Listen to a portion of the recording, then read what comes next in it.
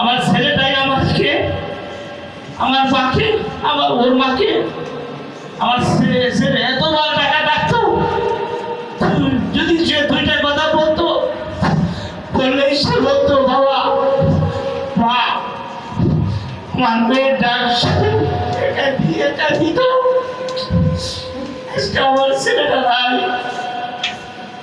আমি তার বাবাটা কাজ করতে পারি না।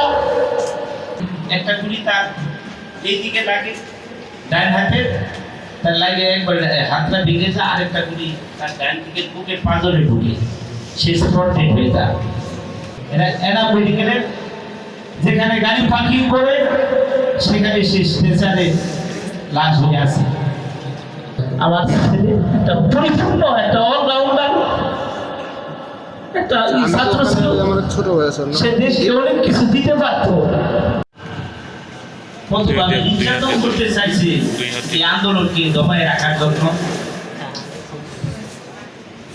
এই আন্দোলনকে দমায় রাখার জন্য যাতে ছাত্র আন্দোলন না করতে পারে। কিন্তু সরকার তো জিততে পারেনি। সরকার মাঝখান থেকে কতগুলো ছাত্র জনতার প্রাণ নিয়ে নিল। আমার দুটি সন্তান, বড় সন্তানকে আমার মেয়ে, সে তার নাম হলো আজকে দেওয়ার 30 মাসে একটা প্রতিবন্ধী কথা বলতে পারে।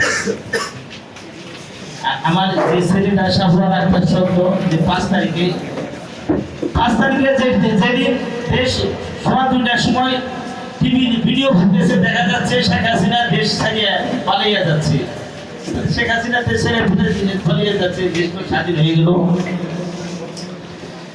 সেনাবাহিনীর প্রধান যে সময় বক্তৃতা দিবে, সেটা আবার বক্তৃতা 4টার সময় গেল।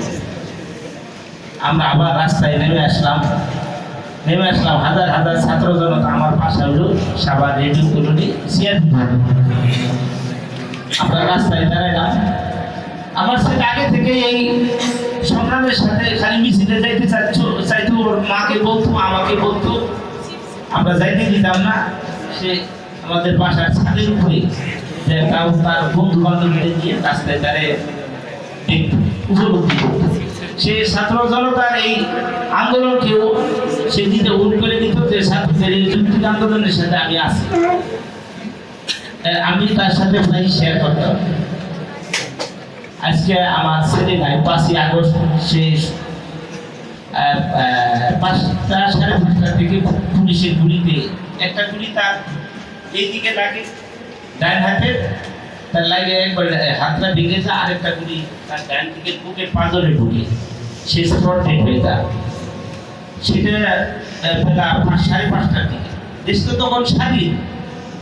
তারপরে পুলিশ ওই সময় স্পট ডেড আমি শুনেছি যে কমপক্ষে 40 জন ছাত্র জনতা সেখানে মারা গেছে। কিন্তু লাস্টে অনেকে, আমি আমার ছেলেকে খুঁজতে আমি রাত 12টায় ছেলেকে খুঁজে পাইছি।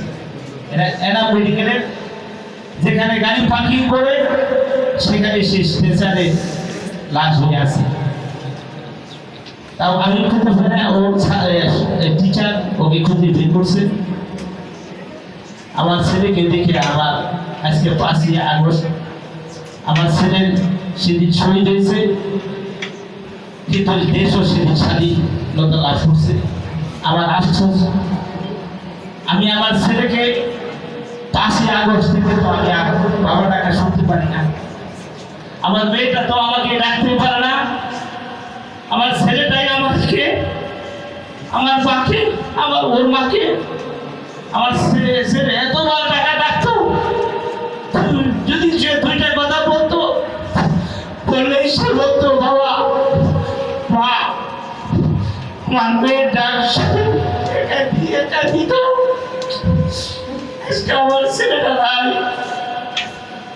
আমি তার বাবাটা কাজ করতে পারি না।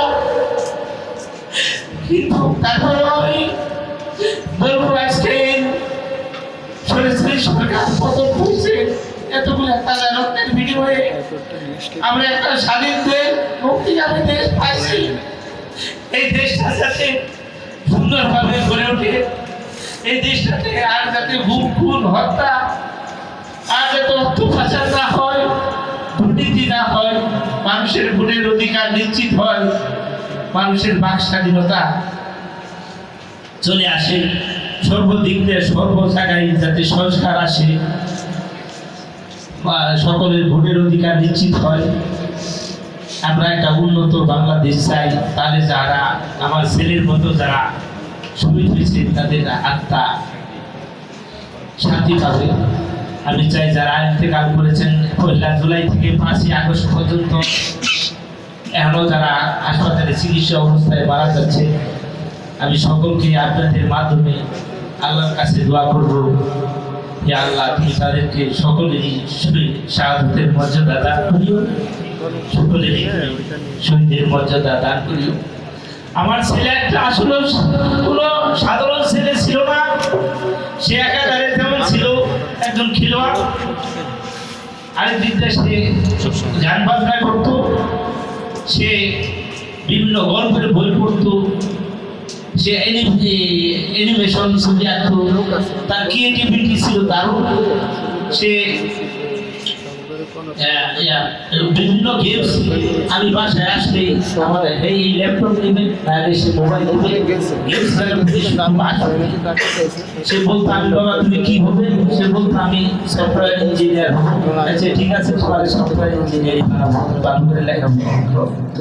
সে একাধারে সে যেমন একজন ভালো ছাত্র ছিল, আরেক দিক থেকে সে একজন মানবিক আচরণ ব্যবহার, সে সালাম ছাড়া কারোর সাথে কথা বলতো না। আমরা চাই যে খালি একজন ভালো ছাত্র দরকার, আসলে তা না, একটা ভালো মানুষ দরকার। সবাই কিন্তু আমরা এইটা বুঝি। আমার ছেলে একটা পরিপূর্ণ একটা অলরাউন্ডার একটা ছাত্র ছিল, সে দেশকে অনেক কিছু দিতে পারত। আমি হারাইছি, আপনি রত্ন হারাইছি, আমি মনে করি আমার ছেলের মতো অলরাউন্ডার আমি পাই না। আল্লাহ যাতে আমাদেরকে সে ধৈর্য দান করে। কথা বলেন, ওর নাম্বারটা দিতেছি। ইন্না লিল্লাহি ওয়া ইন্না ইলাইহি রাজিউন। আল্লাহুম্মা আজিবনি ফি মুসিবাতি ওয়া আখিরনি কলবিনা। রব্বি গফিরলি ওয়া হাবলি মুলকান লা ইয়ানবাগি লি আহাদিন। পরিশেষে সবাই আমার জন্য দোয়া করবেন, আপনারা সকলে ভালো থাকবেন, সাবেক মেম্বার একটা সুন্দর বাংলাদেশের আশায় আমরা থাকবো। আমাকে কথা বলার সুযোগ দিচ্ছেন, এই জন্য আমি আপনাদের সকলকে আমার অন্তরস্থল থেকে ধন্যবাদ জানাচ্ছি। বাংলাদেশ চিরজীবী শুরু করবো কামনা করছি। আসসালামু আলাইকুম। অনেকেই উপস্থিত ছিলেন, অনেক সম্মানিত ব্যক্তিবর্গ, তাদের কথা শুনতে পারলে